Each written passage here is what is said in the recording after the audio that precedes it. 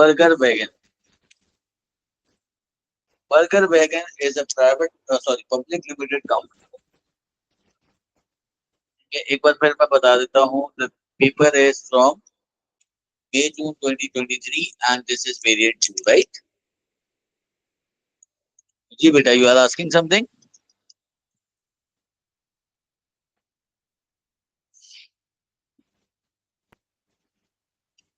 Question hold कर लीजिएगा, बाद में स्क्रीन शेयर बेटा 1 सेकंड हो रहा है. It's loading. 1 मिनट में हो जाएगा आपके पास.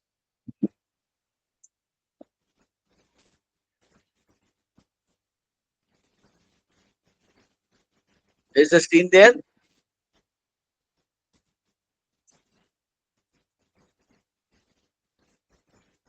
May-June 23, paper 4, variant 2, Burger Wagon is the business name.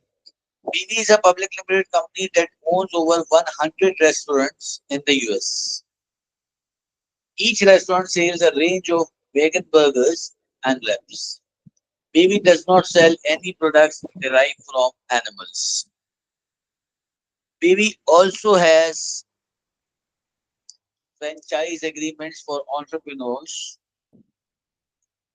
to operate their own restaurant using the BV brand. ठीक है.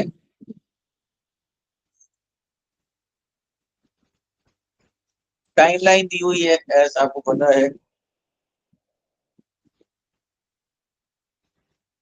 2009, the first BV restaurant opens as a private limited company. The company is owned by Rohit, who is the managing director. Rohit is named Entrepreneur of the Year by the Business Magazine in an article which highlights its emotional intelligence. Rohit sets a long-term aim to transform BV into a major brand in every US city. 2011, BV opens 2 more restaurants. Rohit sells 45% of BV to a venture capitalist for $1 million. The capital raised is used for financial. 2011 till 2014, BV opens 13 more restaurants. 2015, BV becomes a public limited company. Rohit and venture capitalists retain 5% of share each. BV starts to market its franchise model, see Appendix 1, and sells its first franchise in New York. As a franchisee, you must show that you have the adaptability and intelligence to lead a dynamic business. You are a public face of BV and must work within our distinctive corporate culture to give your best chance of success. As a customer-focused entrepreneur, you will need great social skills and a love for people. ठीक है, यानी कि people centric approach है. 2016, new organization structure is implemented. CEO, then BOD. ये देखिए आपके पास functional structure बना दिया. Restaurant, marketing, finance, supply. BV opens 15 more restaurants and 12 more franchises in 2017 till 2018. In 2020 से 21 में most BV restaurants are closed due to a global pandemic. Covid की बात हो रही है यहाँ पे.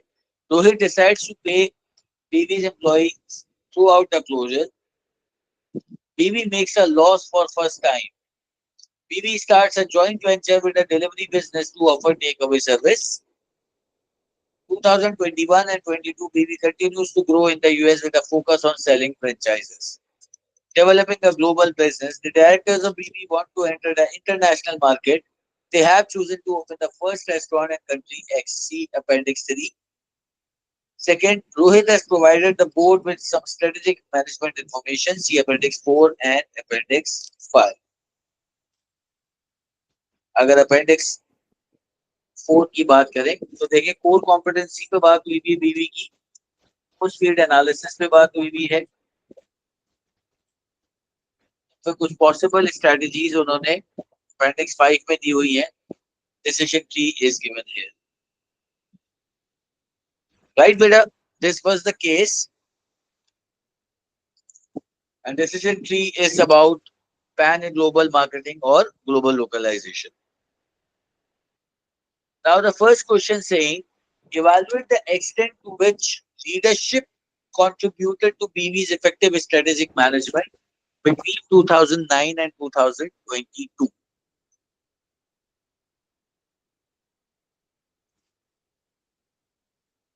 अच्छा जी,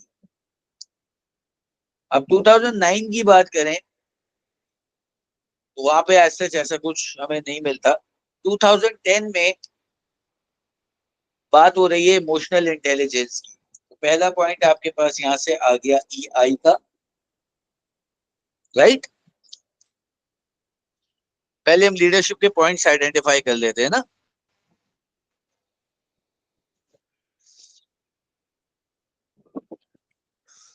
ठीक है बेटा, थोड़ा सा मैं कोशिश करता हूँ कि आवाज ना कटे।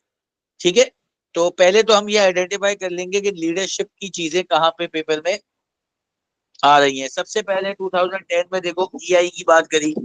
EI लीडरशिप वाले चैप्टर में ही एक टॉपिक था। तो बहुत इंपॉर्टेंट ट्रेट होता है किसी भी लीडर का। फिर आप देखिए, अगर देखें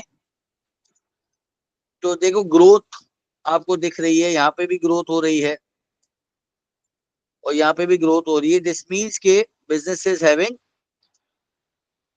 गुड रिटर्न्स। अच्छा नीचे आप यहाँ पर और आगे आते हैं तो यहाँ पे लीडरशिप में एक बहुत इंपॉर्टेंट चीज आपको मिलती है। वो ये मिलती है कि most BB restaurants are closed due to a global pandemic. इसके बावजूद भी कंपनी ने किसी भी किस्म का डिडक्शन नहीं किया पे में, and employees were being paid throughout the closure, and due to that company made a loss for the first time in its all history, right। पहली मर्तबा उन्होंने लॉस कर लिया। तो अब ये जो ये वाली बात है, ये कौन सी लीडरशिप की तरफ इशारा कर रही है, जहां पे बिजनेस अपना लॉस कर रहा है मगर मैनेजिंग डायरेक्टर जो है वो क्या कर रहा है, अपने एम्प्लॉइज को तंग नहीं कर रहा। या क्योंकि नॉर्मली क्या होता है, नॉर्मली बिजनेसेस में क्या होता है कि जब आप कोई भी किसी किस्म का एक्सटर्नल थ्रेट आता है, एक्सटर्नल प्रॉब्लम आती है, तो क्या होता है सबसे पहले कि वो सबसे पहला काम ये करते हैं कि अपने एम्प्लॉइज की पे कट करते हैं। लेकिन यहाँ पे आप देखो कि वो कह रहे हैं कि थ्रू आउट द क्लोजर बहुत सारे उनके रेस्टोरेंट्स क्लोज हो गए मगर वो अभी तक पे कर रहा है। तो this is you can say yes it is a part of transformational leadership. ठीक है, वहां पे यानी कि जो लीडर है वो अपने एम्प्लॉइज को किसी भी किस्म की बात। अच्छा दूसरी बात यहीं से अगर हम देखें तो this is actually a soft HRM strategy, जहाँ पे बिजनेस कॉस्ट कटिंग की तरफ नहीं जा रहा। एमिड लॉसेस वो अपने जो एम्प्लॉइज हैं उनको सपोर्ट कर रहा है। ठीक है बेटा, ये बात यहां तक समझ आती है। ये तो केस में गिवन है, राइट। ये तो हमने केस से एनालाइज कर लिया। अब मसला ये है कि इतनी सी चीज एनालाइज करके क्या करेंगे, 20 मार्क्स से आंसर लिखना है। तो बेसिकली हमें उसकी लीडरशिप क्वालिटीज के ऊपर एक तरह से कमेंटिंग करनी है। Let's see what MS says here. ठीक है,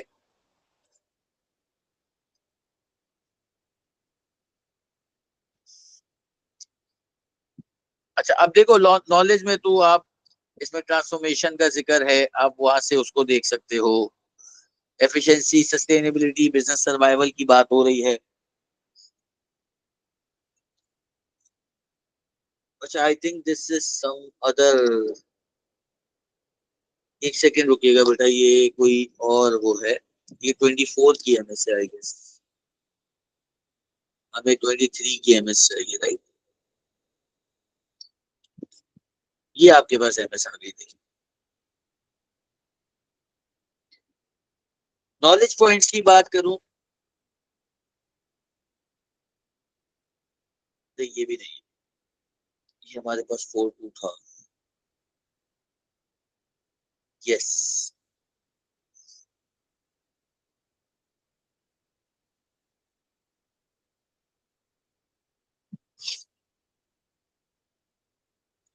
अच्छा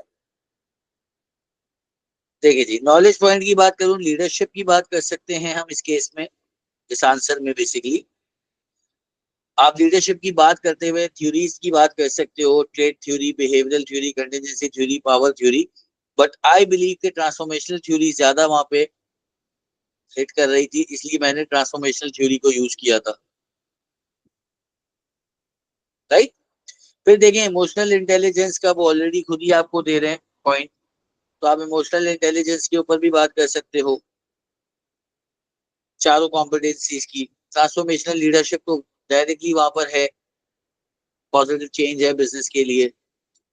फिर इसमें आप जो है मैनेजमेंट स्टाइल्स की भी थोड़ी सी बात कर सकते हो, कि कहीं भी हमें केस में एक एविडेंस नहीं मिलता कि इस लीडर ने कभी अपने जो सब ऑर्डिनेट्स हैं उनसे किसी भी किस्म का फीडबैक लिया हो, राइट। नाउ एप्लीकेशन, रोहित के बारे में कोई भी बात, ग्रोथ, बिजनेस ग्रोथ के बारे में कोई सी भी बात, न्यू ऑर्गेनाइजेशन स्ट्रक्चर के बारे में कोई भी बात, कंपनी को पब्लिक लिमिटेड बनाने के बारे में कोई भी बात, फ्रेंचाइज मॉडल के हवाले से कोई बात, ग्लोबल पेंडेमिक के हवाले से कोई बात, जॉइंट वेंचर के हवाले से कोई बात। Now the main thing, analysis. सबसे पहले तो leadership has allowed BB to maintain its core values and brand. सबसे इंपॉर्टेंट चीज हमारे पास ये आ गई, right. This is likely have been important as it grew specially for franchise growth to the keep the brand focus. देखिए अगर आप नोटिस करेंगे ना केस में, तो फ्रेंचाइज मॉडल में वो क्लियरली कह रहे हैं कि जो भी फ्रेंचाइजी आएगा he should be adaptable, he should be intelligent to lead a dynamic business, यानी कि वो डायनामिक होना चाहिए, चीजों को इजीली चेंज को एक्सेप्ट कर सके, ठीक है। डिस्टिंक्ट कॉर्पोरेट कल्चर होना चाहिए, और कस्टमर फोकस एंटरप्रेन्योर होना चाहिए, यानी कि और लव ऑफ पीपल, यानी कि लोगों को साथ लेके चलने वाला लीडर होना चाहिए। These are the values of this company. तो इसके ऊपर आप बात कर सकते हो। अच्छा, फिर जब एक वेंचर कैपिटलिस्ट को इसने बिजनेस बेचा, तो वहां पे वो अपनी ट्रांसफॉर्मेशनल लीडर की बात कर सकता है कि भाई मैं इस बिजनेस को ग्रो कर सकता हूँ being a transformational leader. Venture capitalist ने ऐसे ही तो पैसे नहीं दे दिए होंगे, राइट। आगे देखें, फ्रेंचाइज ओनर्स को अट्रैक्ट करने में भी लीडरशिप का बहुत इंपॉर्टेंट रोल प्ले होगा, बिकॉज क्योंकि कॉम्पिटिटिव मार्केट है और भी बहुत सारे बिजनेसेस हैं, तो why people would take your franchise. अच्छा, रैपिड ग्रोथ है, अगर लीडरशिप इफेक्टिव नहीं होती तो सारे स्टेक होल्डर्स एक साथ बिजनेस ऑब्जेक्टिव्स की तरफ इंटैक्ट नहीं होते, राइट। फिर आप देखें सिग्निफिकेंट डिस्ट्रप्शन 2020 में ग्लोबल पेंडेमिक की वजह से आई। Many employees, managers and franchise owners के लिए एक नई चीज थी, ऑब्वियसली उनको कंट्रोल चाहिए था लीडरशिप से, जो कि उनको मिला और बिजनेस सर्वाइवल हुआ। BV changed from private limited company to a public limited company. The leadership of BV becomes answerable to the shareholders, must present the business at AGM. अब देखें प्राइवेट लिमिटेड से पब्लिक लिमिटेड कंपनी पे आ गए, तो अब क्या हो गया, अब जो लीडर था यानी कि रोहित जो इस केस में है, he became answerable to the shareholders. तो अब ये बात भी आप उसमें वहां पे नोटिस कर सकते हो। फिर जो बिजनेस की शेयर प्राइस है मार्केट में, अब now because they are public limited company, तो जो मार्केट में शेयर प्राइस है वो डिपिक्ट करेगी कि whether the shareholders, whether the investors are believing in the leader that is Rohit or not, ठीक है। और देखो वहां पे ये होस्टाइल टेक ओवर हो सकता था, यहाँ पे एक बहुत बड़ा एरर इन्होंने किया कि सिर्फ 10% शेयर होल्डिंग अपने पास रखी है और 90% की शेयर होल्डिंग जो है वो स्टॉक एक्सचेंज में फ्लोट कर दी है। अगर प्राइसेस बहुत ज्यादा डिक्लाइन हो जाती हैं शेयर की, तो कोई भी आके टेक ओवर कर लेता। That was a negative point. The restaurant industry is very competitive, and by using veganism as a USP, Rohit will need to enforce strict standards and quality control or face legal issues and poor reputation. देखो, vegan food industry जो है USA के अंदर, it's a very competitive and very restaurant industry तो बहुत ज्यादा competitive है, उसके अंदर वेगन इंडस्ट्री जो है यानी कि using no resources from animals, बहुत ज्यादा इस वक्त फ्लरिशिंग हो रही है और लोग बहुत ज्यादा उसकी तरफ कंसर्न्ड है, तो उसमें छोटी सी गलती या छोटा सा एरर भी लीगल कॉन्सिक्वेंसेस फेस करने के लिए फेस करने पड़ सकते थे इसको। फिर आप देखो, not just about Rohit leadership, franchise owner की भी इफेक्टिव लीडरशिप बहुत इंपॉर्टेंट थी, क्योंकि वो क्लियरली कह रहा है कि फ्रेंचाइज जो होगी, जो भी फ्रेंचाइजीज होंगे, वो दे शुड बी अडेप्टेबल, तो उनकी भी लीडरशिप बहुत ज्यादा जरूरी थी। फिर ऑर्गेनाइजेशन स्ट्रक्चर को इन्होंने चेक किया, तो वहां पे देखो क्लियर हायरार्की और रिस्पॉन्सिबिलिटी, अगर आपको मैं दिखाऊं स्ट्रक्चर दोबारा, तो देखिए यहाँ पे क्लियरली जो है रोल्स डिवाइड हुए हैं कि restaurant managers will be heading restaurant supervisors, marketing manager will heading marketing department, finance will finance, supply will supply। तो एक प्रॉपर हायरार्की डिफाइन हुई हुई है, यानी कि इनकी लीडरशिप भी, ये जो यहाँ पे मैनेजर्स हैं, इनकी लीडरशिप भी बहुत इंपॉर्टेंट रोल प्ले करेगी इनके कंसर्न डिपार्टमेंट्स की परफॉर्मेंस में, राइट। इवैल्यूएशन में तो ऑब्वियसली जो पॉइंट आप लोगे उसी के ऊपर आप उसकी इवैल्यूएशन करोगे। तो अब देखो, Rohit is unable to lead each restaurant, यानी कि उसको अपनी लीडरशिप में कुछ ऐसे सबऑर्डिनेट्स को डेवलप करना पड़ेगा। अगेन ट्रांसफॉर्मेशनल लीडरशिप की बात आ गई, लोगों को उसको, और इंफॉर्मेशनल सॉरी इन्फ्लुएंसर लीडरशिप की भी बात आ गई, पावर एंड इन्फ्लुएंस वाली, कि लोगों को इन्फ्लुएंस करके ट्रांसफॉर्म करना होगा लीडर्स में, ताकि वो दूसरे रेस्टोरेंट्स को लीड कर सके। Each restaurant manager will lead in their own style which work in that location, this में more important than centralize effective leadership. तो ये, अगर आप हर जगह अलग मैनेजर रखोगे और उसको इंटैक्ट नहीं करोगे सेंट्रलाइजेशन के हिसाब से, तो हर मैनेजर अलग तरीके से काम करेगा and business will lose its pan global market and its will lose its brand image. अच्छा, फिर क्वालिटी और सर्विस एंड मील में be more important than the transformational leadership in this competitive market, specially with the USP of veganism. अब business के जो customers हैं उनको नहीं पता कि आपने कैसी लीडरशिप यूज करनी है, they are more concern about the quality of service and meal, right, क्योंकि मार्केट बहुत ज्यादा कॉम्पिटिटिव है। अगर दे वोंट बी सेटिस्फाइड, तो they will move towards the competitors. Crisis management 2020 में तो वो बहुत इंपॉर्टेंट था। अगेन वहां पे भी इतने क्राइसिस आ गए थे कि आपको उनको फेस करना ज्यादा इंपॉर्टेंट था, बजाय इसके कि आप लोगों को सिखाते और ट्रांसफॉर्मेशनल लीडरशिप के ऊपर काम करते, राइट। फिर देखो, जब एक्सपेंशन हुआ overseas, many restaurants are unlikely to be influence heavily by Rohit transformational leadership, because वो ज्यादा फोकस कर रहे हैं मार्केट के ऊपर और ब्रांड को एज अ होल देख रहे हैं। बेसिकली क्वेश्चन हमारे पास ये पूछ रहा था कि देखे, evaluate the extent to which leadership contributed to BV's effective strategic management between 2009 and 2022। तो यहाँ पे आपको एक काउंटर देना है कि whether leadership is the only thing जो कि इनकी ग्रोथ स्ट्रेटजी को इस तरह से डेवलप करके लेकर आई 2009 से 2022 तक, या फिर जो हमने दूसरे पॉइंट्स डिस्कस किए जो इवैल्यूएशन में मेनली है, वो भी इंपॉर्टेंट है, सिर्फ लीडरशिप इंपॉर्टेंट नहीं थी। ठीक है बेटा, क्वेश्चन और उसके पॉइंट समझ आए कि क्वेश्चन क्या पूछ रहा था हमसे। यानी कि हमने उस रोहित की लीडरशिप की तारीफ करनी है, तारीफ करने के बाद हमने उसको ये काउंटर देना है कि भाई सिर्फ लीडरशिप इज नॉट गुड, बल्कि दूसरे पॉइंट्स के ऊपर भी काम करना बहुत जरूरी है, और वो आप एप्लीकेशन से उसको सपोर्ट करोगे। जैसे कि ग्लोबल पेंडेमिक आया है, जैसे कि यहाँ पे वेगनिज्म के मसले हैं। अच्छा, पॉइंट समझ आ गए, आंसर किस तरह से लिखना है। बेटा देखिए, ये एक बहुत बड़ा प्रॉब्लम होता है पेपर 4 के अंदर आप लोगों के साथ। देखो, अब इसमें इनिशियली आप स्टार्ट कैसे करोगे, जब आप स्टार्ट करोगे ना बेटा क्वेश्चन को, तो देखो क्वेश्चन स्टार्ट करते हुए आपको नॉलेज देनी है। आप स्टार्ट कर सकते हो लीडरशिप के हिसाब से, यानी कि आप ऐसे लिख सकते हो कि भाई leadership is an art of motivating people towards a common goal.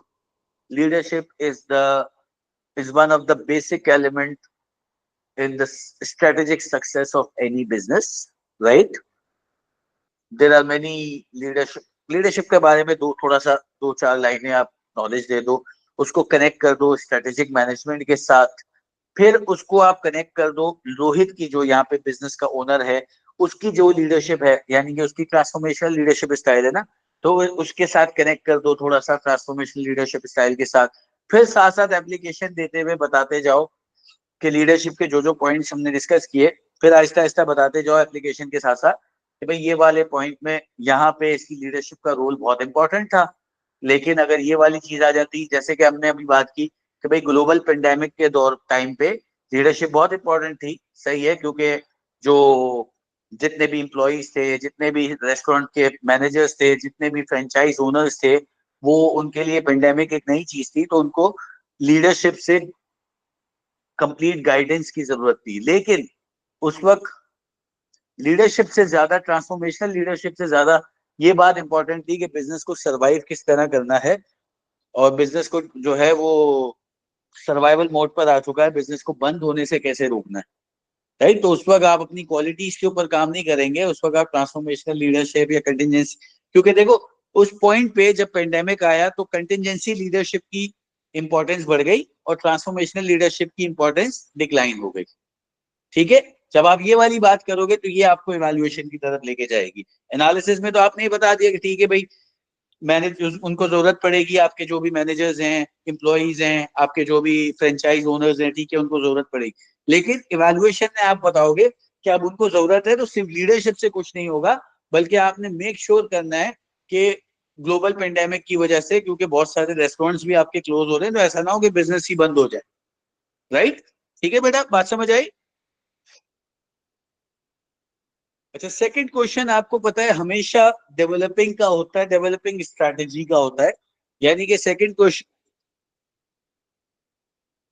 Corporate planning या कल्चर। चलो बेटा, देखते हैं एक और पेपर इसके बाद ना, उसमें शायद देखो जो मैंने पेपर निकाल के रखा है, अगर उसमें कल्चर का क्वेश्चन आ जाता है तो। अब देखें इसमें नेक्स्ट क्या कह रहा है, नेक्स्ट डिसीजन, मार्केटिंग स्ट्रैटेजी बनानी है, advice the board of directors on a marketing strategy to use when BV enters the market in country X। अच्छा, अब ये देखो कंट्री एक्स में एंटर होने के लिए आपको एक डिसीजन ट्री भी दिया हुआ है उन्होंने, आपको बिजनेस की जो है ना स्ट्रेटेजिक मैनेजमेंट इंफॉर्मेशन भी दी हुई है, और कंट्री एक्स की मार्केट भी बताई हुई है कि कंट्री एक्स की जो पॉपुलेशन है, वैगन फूड की पॉपुलेशन बताई हुई है, एज डिस्ट्रीब्यूशन बताई हुई है, ब्रांड अवेयरनेस बताई हुई है, एवरेज इनकम बताई हुई है, और फोरकास्टेड इकोनॉमिक ग्रोथ भी बताई हुई है। जी बेटा, यहाँ पे आप एनसॉफ मैट्रिक्स बिल्कुल यूज कर सकते हो। आप लेकिन एनसॉफ मैट्रिक्स यहाँ पे यूज करना इफेक्टिव नहीं होगा। कर सकते हो, इफेक्टिव इसलिए नहीं होगा कि they have already decided to enter into a new market, यानी कि इन्होंने ऑलरेडी डिसाइड कर लिया है कि they are going for market development. तो एनसॉफ तो इन्होंने यूज कर ही लिया ना, जब वो क्लियरली आपको कह रहे हैं कि हम दूसरी मार्केट में जा रहे हैं। तो देखो ये जो आपके पास अपेंडिक्स 3 है, अपेंडिक्स 3 बेसिकली क्या कर रहा है, अगर आप गौर करें तो अपेंडिक्स 3 आपको पेस्ट एनालिसिस बता रहा है। राइट, कंट्री एक्स का पेस्ट एनालिसिस, यानी कि यूएस और कंट्री एक्स का, उनकी करंट मार्केट और जिस मार्केट में वो एंटर हो रहे हैं, दोनों मार्केट का पेस्ट एनालिसिस आपको दे रहे हैं। फिर अगर आप अपेंडिक्स 4 को देखें तो अपेंडिक्स 4 में वो आपको कोर कॉम्पिटेंसीज बता रहे हैं बिजनेस की, कंट्री एक्स में एंटर होने के लिए जो ड्राइविंग फैक्टर्स हैं वो बता रहे हैं, और जो रिस्ट्रेनिंग फैक्टर्स हैं वो बता रहे हैं on the basis of the paste analysis.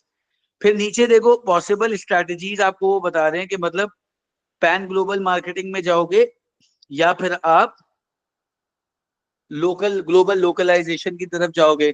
तो डिसीजन ट्री से वो आपको बता रहे हैं कि भाई पैन ग्लोबल में जाना है या ग्लोबल लोकलाइजेशन में जाना है। तो अब आप इनको मार्केटिंग ये डिसीजन ट्री की बेसिस पे, और जो आपके पास पेस्ट एनालिसिस और दूसरी स्ट्रेटेजिक इंफॉर्मेशन दी हुई है ना, ये वाली जो आपके पास इंफॉर्मेशन दी हुई है, ये एक अपेंडिक्स 3, अपेंडिक्स 4, तो अपेंडिक्स 3, अपेंडिक्स 4 और अपेंडिक्स 5 की बेसिस पे आप उनको ये सजेस्ट करोगे कि whether they should go for the pan global market और whether they should go for global localization. ठीक है, क्वेश्चन समझोगे, क्वेश्चन समझ में आ जाएगा तो सॉल्व करना बहुत इजी हो जाएगा। अगर आप क्वेश्चन पे स्टक रह गए कि यार आपने क्वेश्चन ही गलत समझा, अब देखो यहाँ पे सवाल ये नहीं है कि कंट्री एक्स में जाना है या नहीं जाना है। अगर हम सवाल हमारे पास ये होता है कि कंट्री एक्स में हमें जाना है या नहीं जाना, तो फिर हम एनसॉफ मैट्रिक्स यूज करते कि भाई मार्केट डेवलपमेंट के अलावा we have an option of product development, we have an option of product penetration, we have an option of diversification. लेकिन एनसॉफ मैट्रिक्स को ये यूज कर चुके वो कह रहे हैं we have decided to enter into the new market, यानी कि मार्केट डेवलपमेंट हो रही है।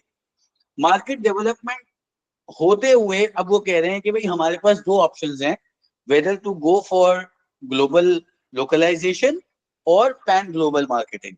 उसके लिए उन्होंने आपको डिसीजन ट्री भी दे दिया, दोनों मार्केट का पेस्ट एनालिसिस भी बता दिया, और बिजनेस की कोर कॉम्पिटेंसीज भी बता दी, और आपको कंट्री एक्स में दोनों स्ट्रेटेजीज की ड्राइविंग और रिस्ट्रेनिंग फोर्सेस भी बता दी।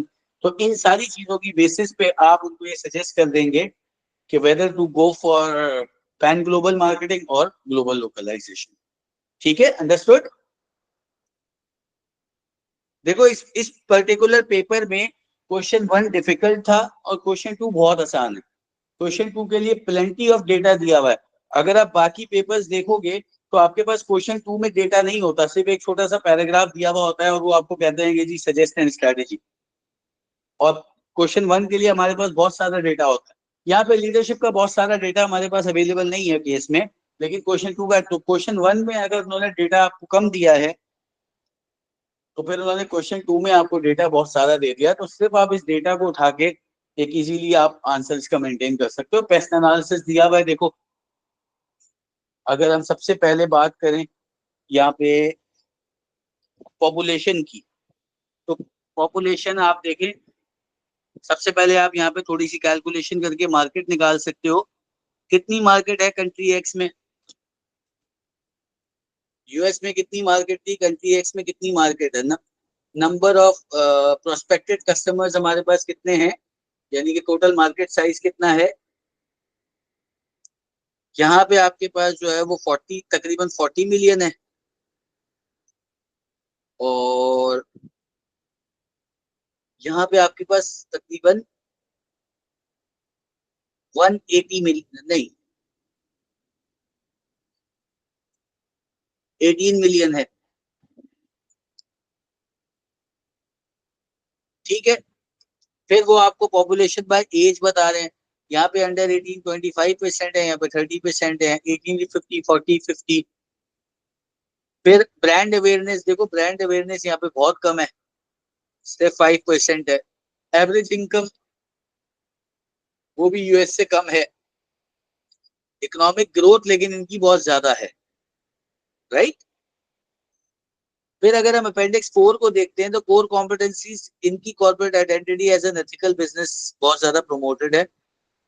Consistent high quality across the product portfolio, इनके सारे प्रोडक्ट की क्वालिटी जो है वो मेंटेन्ड है। कस्टमर सर्विस ऑलरेडी मेंटेन्ड है। अच्छा, फोर्स फील्ड एनालिसिस को देखें तो vegan food market is expected to double in next 3 years. Government policy is expected to support vegan food. There is little competition in the vegan food market. However, retailers are कि इस brand की awareness नहीं है वहां पे, ये आप marketing promotion के थ्रू क्रिएट कर सकते हो। कस्टमर्स को ये प्रोडक्ट समझ में नहीं आएगा बिकॉज ऑफ ट्रेडिशनल डिफरेंसेस, वहां पे कोई और टेस्ट डेवलप हुआ है। तो पॉसिबल स्ट्रेटेजीज कि भाई हम पैन ग्लोबल पे जाए या डेवलप मार्केटिंग स्ट्रेटेजीज पे। अब देखो यहाँ पे एक चीज समझो, अगर मैं इसको देखता हूँ तो इसको जरा सॉल्व करते हैं डिसीजन ट्री को। 5 मिलियन का 50% यहाँ पे आपके पास 2.5 आ जाएगा, और -1 मिलियन का 50% आपके पास 0.5 आ जाएगा, राइट। 6 मिलियन का 60% हमारे पास आ जाएगा 3.6 मिलियन, और -2 मिलियन का 40% हमारे पास आ जाएगा,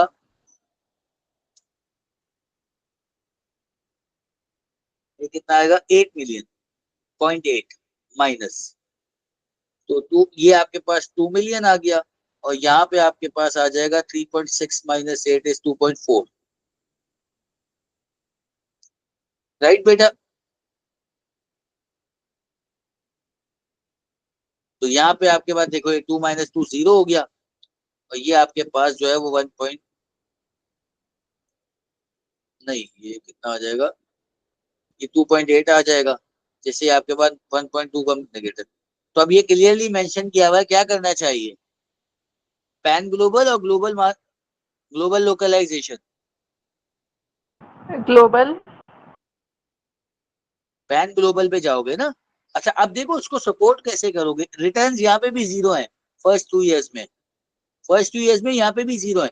लेकिन देखो केस में हमें एक और बात भी उन्होंने कही है, देखो अब जरा इसको अंडरस्टैंड करो कि मार्केट डबल हो जाएगी तो ये जीरो से ऊपर आ जाएगा, गवर्नमेंट सपोर्ट करेगी तो यहाँ पे आपको सब्सिडीज या ग्रांट्स मिल सकती हैं, कंपटीशन एज सच नहीं है। अच्छा उसके बाद बात रही हमारे पास कि भाई लिमिटेड अवेयरनेस है, तो इसको आप प्रमोशन से खत्म कर सकते हो, क्रिएट कर सकते हो, ठीक है।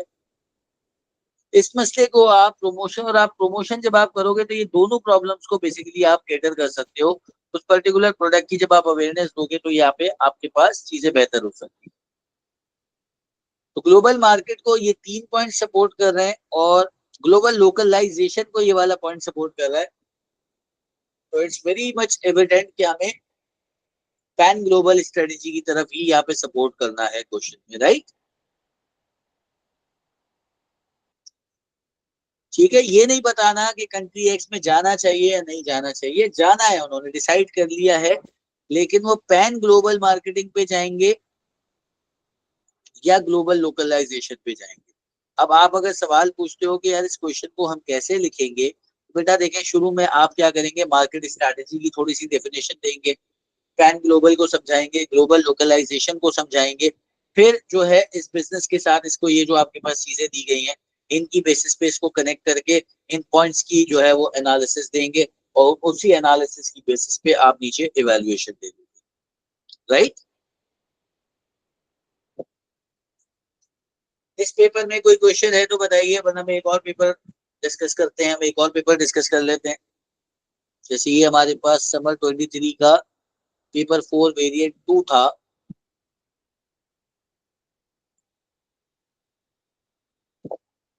अगर हम इसका, ये वेरिएंट 2 था राइट, इसका हम वेरिएंट 1 अगर देखते हैं, luxury hampers,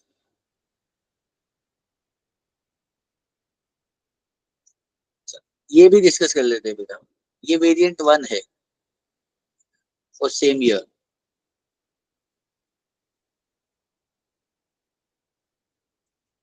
In 2015, Loretta bought LH and established food hamper business. A hamper is a gift box or a basket containing food or drink. Loretta purchased business for $500,000 using a combination of personal saving and venture capital. Loretta set a short-term objective of profit maximization and planned for rapid expansion within a 5-year period.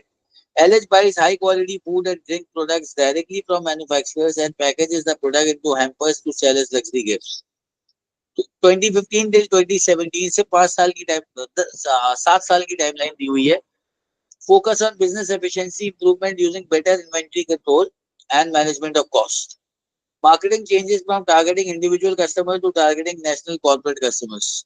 LH develops online marketing capabilities. To 2018, Loretta identifies PS an international luxury gift supplier as a suitable target for takeover. Loretta prepares a SWOT analysis for LH and PS. See Appendix 1. ये देखें दोनों companies का आपके पास strengths और weaknesses आ गई।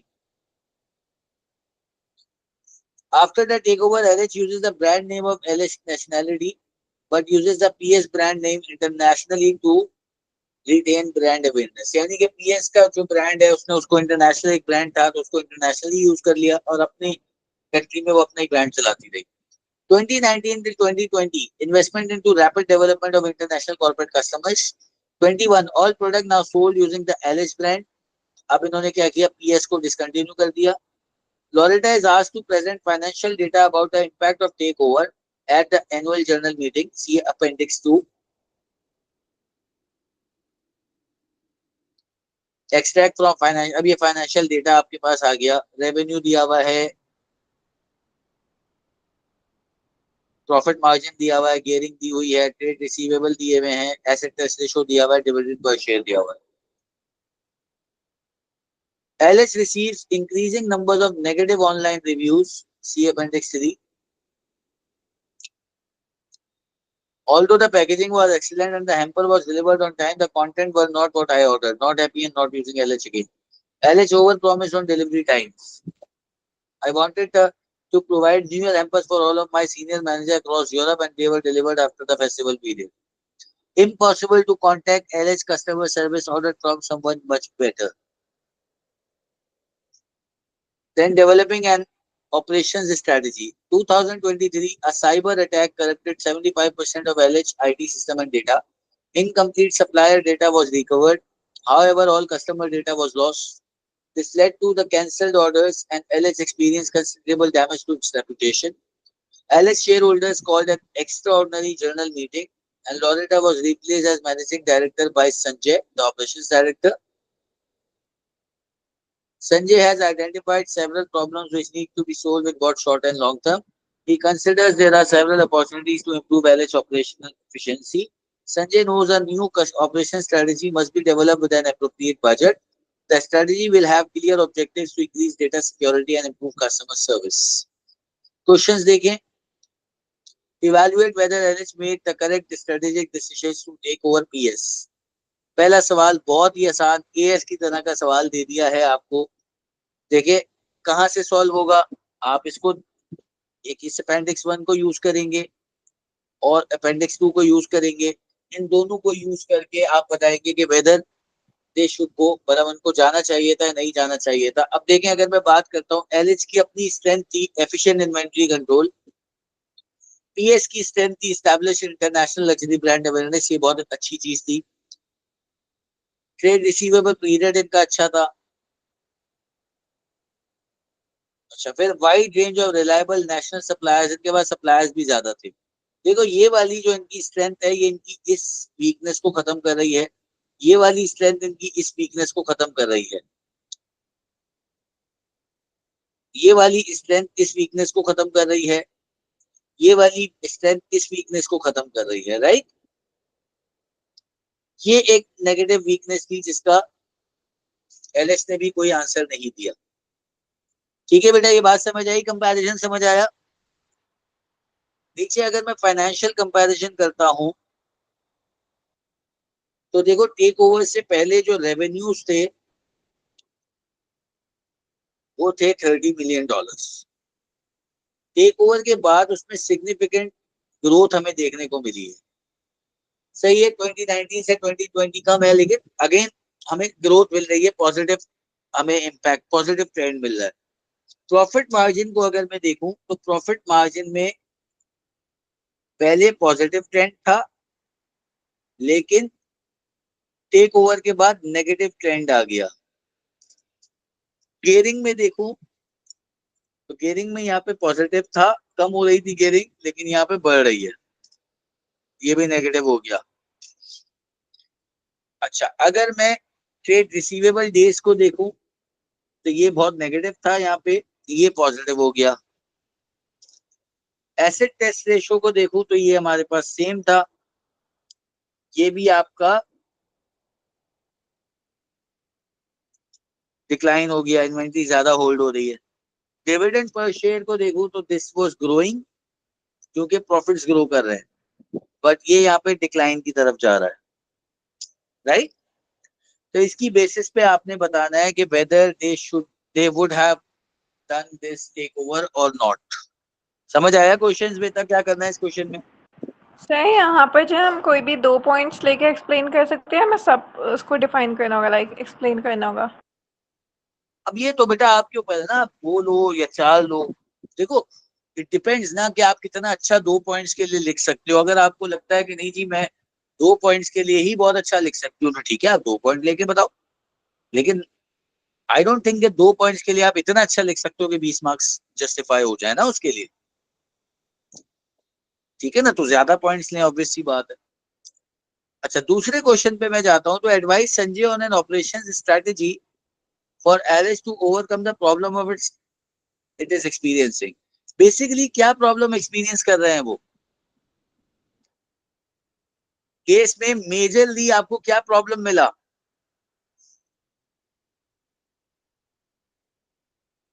इनको क्या करने की जरूरत है? अगर 2-3 चीजें आप सोचें. एक तो देखो, इनकी जो है वो इनको अपनी ऑपरेशंस एफिशिएंसी के ऊपर काम करना है। जी बिल्कुल, ये ईआरपी सिस्टम इनको प्रॉपर करना है। दूसरा, इनके पास कंटिजेंसी प्लानिंग नहीं थी कि भाई आपके पास साइबर अटैक हुआ, आप अपना डेटा संभाल ही नहीं सके। कंटिजेंसी प्लानिंग को ऑपरेशंस में आप यूज करें, ईआरपी सिस्टम आप अपना प्रॉपर करें। फिर एक और चीज हो सकती है, क्वालिटी वाले चैप्टर में आपने एक चीज पढ़ी है, उसको यहाँ पे हम बहुत अच्छे से कनेक्ट करके बहुत जबरदस्त आंसर लिख सकते हैं। Quality assurance. नहीं नहीं नहीं, क्वालिटी वाले चैप्टर में सबसे लास्ट टॉपिक क्या था? Total quality management. Last topic quality वाले चैप्टर में, लास्ट टॉपिक। ऐसे भूल जाओगे तो फिर नहीं कर पाओगे काम। बेंचमार्किंग याद आया बेटा? तो आप संजय को ये सजेस्ट कर सकते हो, संजय संजय को ये सजेस्ट करो कि भाई वो बेंचमार्किंग की तरफ जाए और वो ये देखे कि इस मार्केट में सबसे बेस्ट ऑनलाइन प्लेयर कौन है, और फिर बेंचमार्किंग के ऊपर बात करते जाओगे। भाई वो बेंचमार्क करे उसके प्रोसेसेस को, फिर वो अपने ऑब्जेक्टिव से जो बेंचमार्किंग के स्टेप्स हैं, उन स्टेप्स के ऊपर आप एक अच्छा खासा आंसर लिख के दे सकते हो उसको, स्ट्रैटेजी, ऑपरेटिंग स्ट्रैटेजी का। राइट? ईआरपी पे काम कर लिया, सही है। एफिशिएंसी पे काम कर लिया, सही है। कंटिजेंसी प्लानिंग पे काम कर लिया, सही है। उसके बाद वो देखेगा भाई हम कहाँ लैग कर रहे हैं, तो पहले तो वो ये आइडेंटिफाई करे कि उसका बिजनेस कहाँ लैग कर रहा है, फिर वो बेंचमार्किंग की तरफ जाए। वैसे एज सच मेरे पास रिटन आंसर है नहीं, बट अगर आप मुझे थोड़ी देर दें तो मैं देखता हूँ। कोई आंसर होते हैं लिखे हुए तो मैं आपको भेज देता हूँ। आई थिंक मेरे पास कुछ आंसर्स हैं, इनमें से ही कुछ एक आध पेपर्स के। मैं आपको वो आंसर भेज देता हूँ। मीनवाइल में ये जो एनोटेटेड पेपर है ये आपसे शेयर कर लेता हूँ। तो आप कोशिश करें, आंसर लिखें, मुझे भेज दें, मैं उसको मार्क कर दूंगा। उसमें मैं आपको आइडेंटिफाई कर सकूंगा कि भाई कहाँ पे आपने एरर किया, कहाँ पे नहीं किया। मीनवाइल मैं आंसर्स निकाल के आपको सेंड भी कर देता हूँ। ठीक है बेटा? कोई और क्वेश्चन है तो मुझे बताइए। जी जी मैं कर देता हूँ। और कोई क्वेश्चन है तो मुझे बताइए। देखो, आज पेपर को, केस स्टडी को सही से पढ़ो। मैं कॉर्पोरेट कल्चर का भेज देता हूँ, मैं देख। ठीक है, बेसिकली देखो, केस को सही से पढ़ोगे ना तो आंसर आपको वहीं से मिल जाएगा। थोड़ा सा अगर आप, थोड़ा सा आपको थोड़ा सा क्रिएटिव सोचना पड़ेगा, थोड़ा आउट ऑफ द बॉक्स सोचना पड़ेगा। जैसे कि देखो, बेंच मार्किंग का यहाँ पे जिक्र नहीं था, लेकिन मैंने बेंच मार्किंग को सोचा ऑपरेशंस के हवाले से। तो मुझे एक पॉइंट समझ में आ गया कि हाँ यार, अगर हम इस तरह से जाएं तो फ्यूचर में इस परेशानी से बच सकते हैं, जो अभी इन्होंने एक्सपीरियंस किया उससे वो बच सकते हैं। ठीक है? आउटडेटेड आईटी सिस्टम देखें यहाँ लिखे हुए, क्वालिटी कंट्रोल प्रोसीजर्स भी इनके जो है वो आइडेंटिफाइड एज अ प्रॉब्लम हो गए, तो इसके ऊपर भी काम किया जा सकता है। राइट? और फिर कोई क्वेश्चन हो तो मुझे आप बेशक व्हाट्सएप कर दीजिएगा, मैं ये आपको जो एनोटेटेड पेपर्स हैं ये दोनों में सेंड कर देता हूँ। ठीक है बेटा? चलो, अल्लाह हाफिज, गुड लक। पेपर करके सॉल्व करें, क्वेश्चन मुझे भेज दें, जितना ज्यादातर हो सकेगा मैं उसको मार्क कर दूंगा।